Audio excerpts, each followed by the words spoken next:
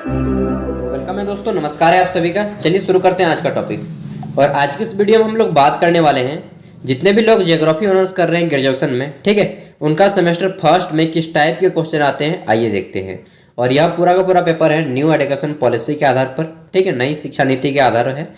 और first semester में आपको पढ़ना होता है एमजे पेपर 1।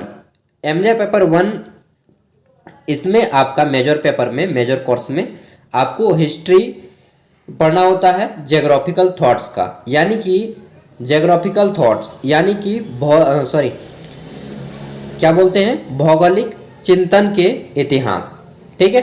ज्योग्राफिकल यानी कि भौगोलिक, थॉट्स मतलब कि विचारधारा, और हिस्ट्री मतलब इतिहास यानी कि भौगोलिक विचारधाराओं के इतिहास या फिर चिंतन का इतिहास, इसमें आपको पढ़ना होता है, ठीक है। सारा का सारा यहाँ पे आपको सिलेबस दिया हुआ है, देखिए मॉड्यूल 1, 2, 3 और 4, ये 4 आपके मॉड्यूल हैं, इसमें आपको पढ़ने होते हैं, ठीक है। और इसी से क्वेश्चन आते हैं।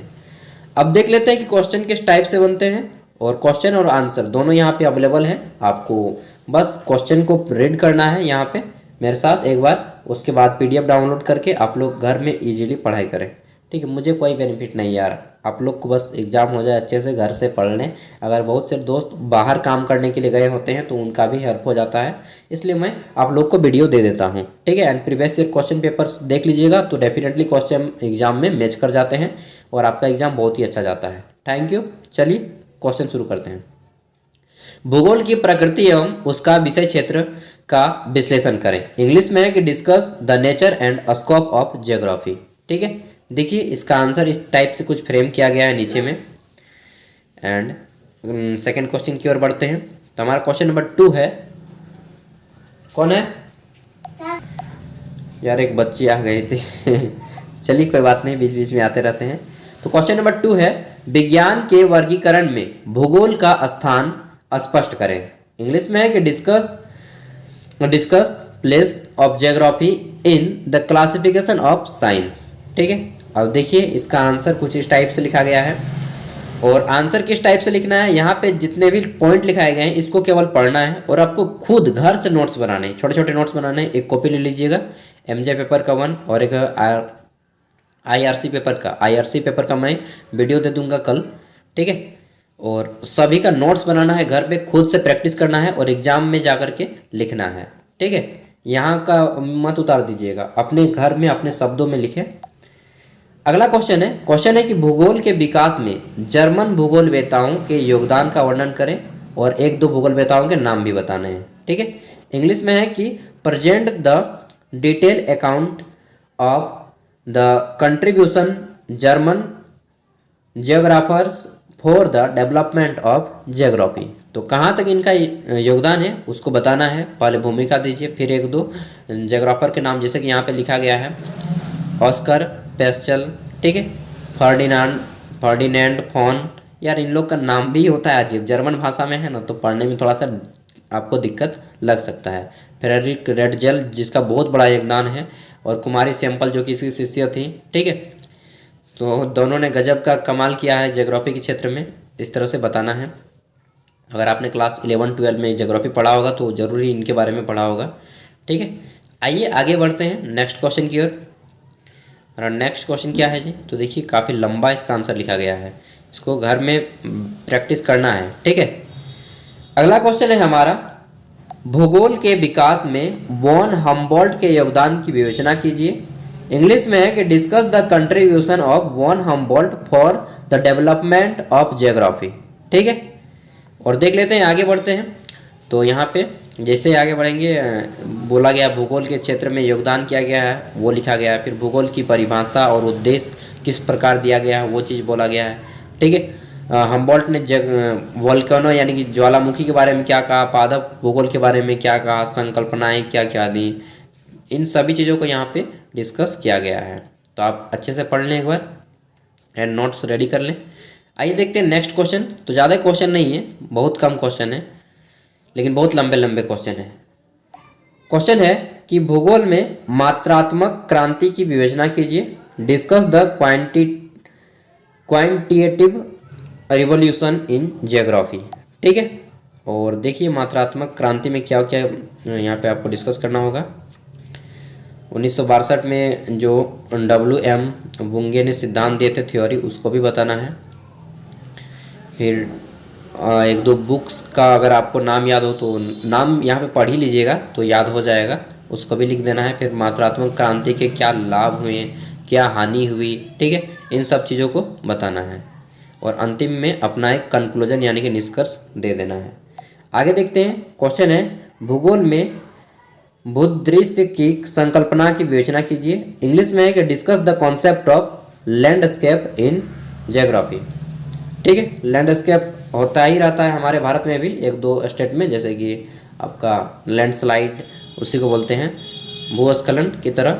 ठीक है, तो मतलब ये हो जाता है यार, भारत के उत्तरी भाग में ज़्यादातर होता है।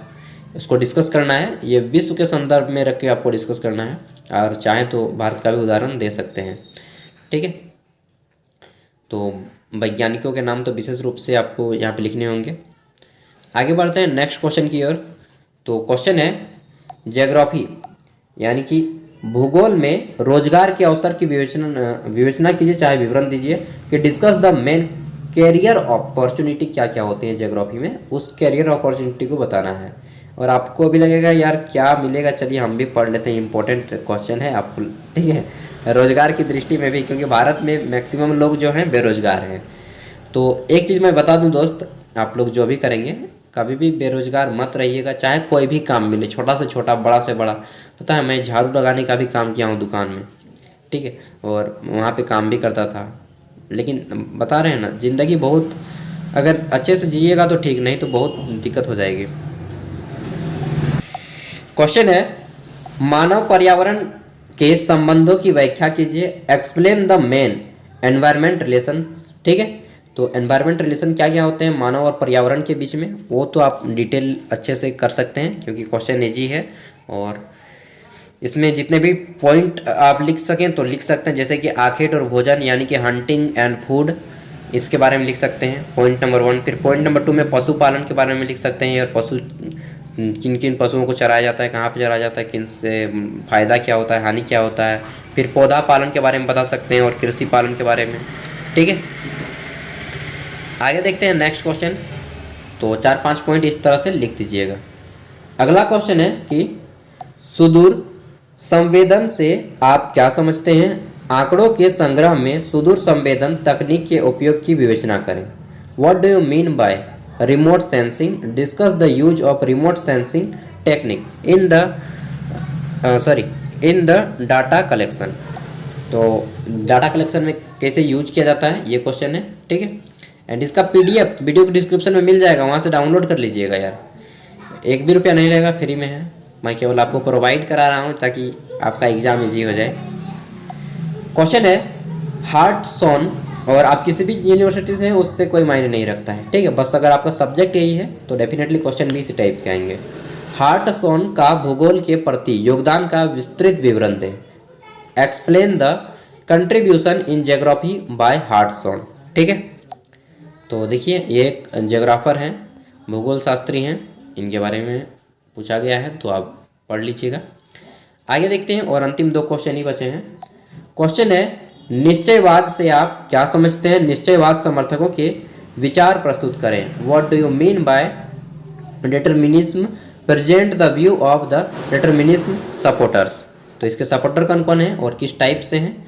देखिए इसको अगर आप पढ़ लीजिएगा ना तो एक तरह से आपका मेंटल प्रेशर कम हो जाएगा, अगर आप अच्छे से पढ़ते हैं इस चीज़ को, तो इस थॉट्स को तो, और आपको बहुत सारे फिलोसफिकल टाइप से भी ये चीज़ पढ़ने में लगेगा। देखते हैं अंतिम क्वेश्चन है, इसमें पूछा गया है कि भूगोल में द्वैतवाद की विवेचना कीजिए, यानी कि discuss the dualism in geography. तो द्वैतवाद क्या होता है। ठीक है, सबसे पहले तो ये चीज़ डिस्कस करना है, उसके बाद इसमें प्रमुख विशेषताएं क्या क्या हैं वो चीज़ को बताना है।